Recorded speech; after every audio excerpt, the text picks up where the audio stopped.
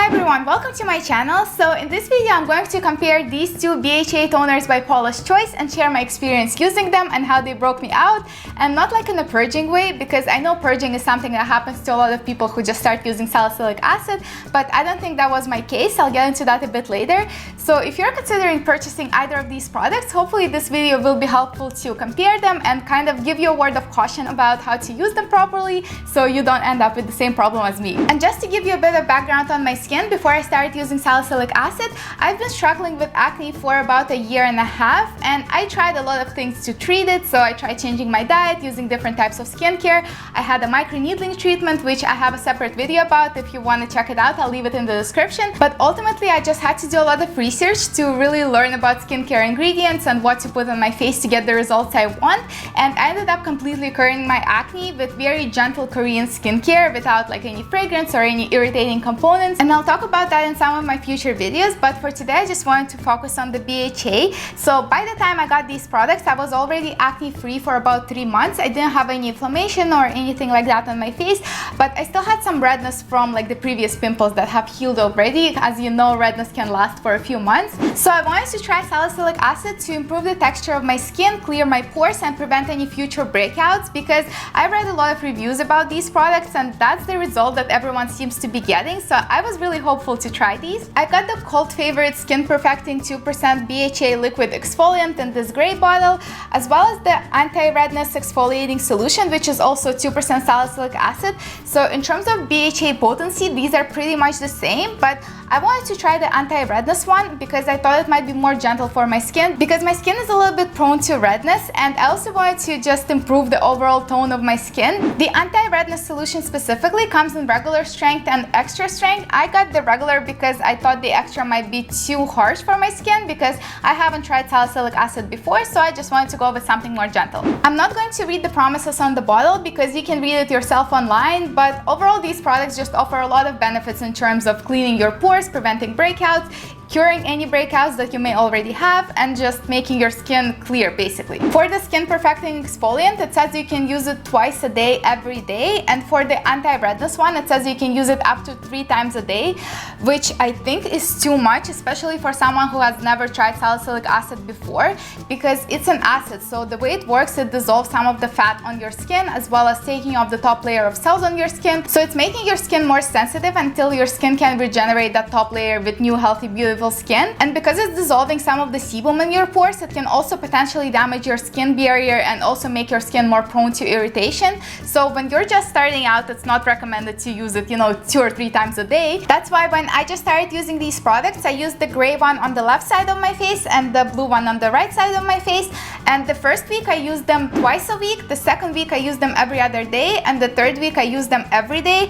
And that's when I stopped using them because I just got so much irritation that I didn't want to keep damaging my skin, and I'll show you the pictures later. But here's how my skin looked when I just first started using it. So as you can see, it's pretty clear. And the way I use these products is I applied them once a day in the evening after washing my face before moisturizer. I didn't combine it with any other acids or actives because I know that can make your skin more prone to irritation and it can just be too much. I didn't use a cotton pad with these. I just applied a couple of drops to my skin and rubbed it in so I wouldn't waste any products, because cotton pads can really absorb a lot of the products and these are pretty expensive. So in terms of comparing them, they're both 2% BHA, so they're supposed to be the same strength. But one major difference that I noticed in terms of the product itself is that the toner in the gray bottle has more of an oily feel, so it takes a little bit longer to absorb into your skin and it may feel a little bit sticky, whereas the blue one is just very watery and it absorbs right away. And that's pretty much the only difference that I noticed in terms of the product. They're both just clear watery toners and they don't have any fragrance. There is a bit of a faint scent, but you don't really feel it after you apply it. And of course the bottles look a bit different, but they're both 4 fluid ounces, so you're getting the exact same amount of product.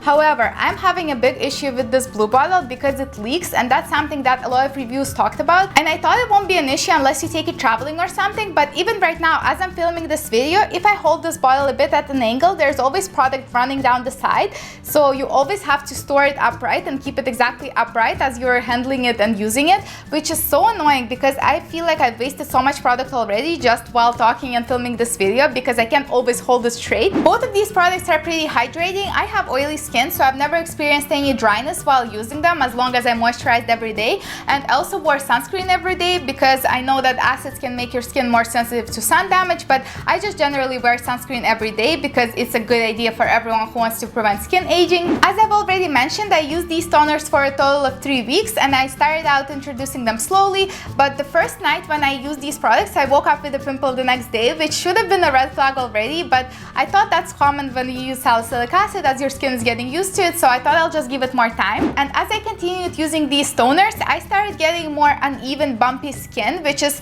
the opposite of what was promised. I just got like a lot of small clogs on my face. They were not painful or inflamed or irritated or anything like that, but I just felt that my skin was a little bit bumpy when I touched it. And I thought salicylic acid was supposed to help you get more even skin, so this was definitely a surprise. Also, I haven't noticed any reduction in pore size. My pores didn't look any smaller or cleaner while using this product, which was also annoying because I thought this product was supposed to help dissolve the extra sebum in your pores, but maybe I just haven't used it for a long enough time, although I've used it for 3 weeks, so I don't know. I feel like 3 weeks should be enough time to really tell if it works, but for me it didn't seem to work at all. And as I kept using these products and trying to use them more often in my routine, I started to break out more and get blind pimples, which are those big painful bumps under your skin which don't really come to a head, but they can last for a few weeks because they just take a while to dissolve under your skin. And the annoying part is that they leave red marks which can also take months to heal, and it really felt like it took back all the progress I had with treating my acne earlier this year because I was back to having breakouts and now I would have to treat it all over again. And this is how my skin looked after 3 weeks when I stopped using these products and decided to give my skin a break until it heals. And as for the difference between these two, I haven't really noticed the reduction in redness on the cheek where I used the Anti-Redness Solution, because that's where I actually got more redness because of the new pimples.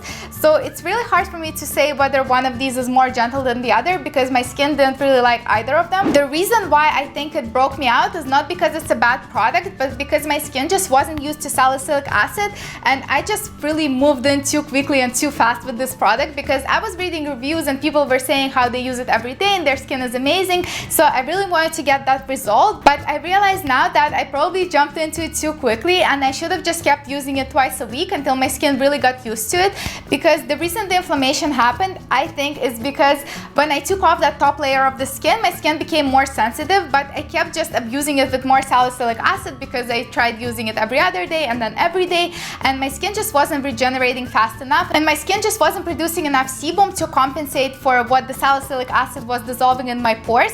And because of that, my skin barrier was compromised and my skin was less able to fight off the bacteria, which allowed it to proliferate and create inflammation within my skin. And I know that it's also recommended to do a patch test whenever you introduce a new active ingredient into your skincare routine to check if you're allergic to it or something. But in my case, this wasn't really an allergic reaction because an allergy is more like a rash, but what I had was specifically acne breakouts, which were similar to what I had for a year and a half, so I know what these look like. And I think this was more a result of damaging my skin barrier and sensitizing it and making it more vulnerable to outside irritants, which caused inflammation in the first place. I am still healing the breakouts that I got as a result of using salicylic acid, but I am planning to reintroduce it once my skin is ready. But this time I'll be smart about it and only use it twice a week for a couple of months to really give my skin a chance to get used to it, and hopefully then I'll see the amazing results that everyone's talking about. So if you're new to BHAs like me, then I strongly recommend that you don't follow the instructions on the bottle and don't use it every day. Just start using it once or twice a week and see how your skin reacts, because using it every day from the start is too stripping and may really sensitize your skin and cause acne like what happened to me. And I think one of the reasons why they say to use it every day and twice a day is because they want you to run through the product faster, so you keep buying more.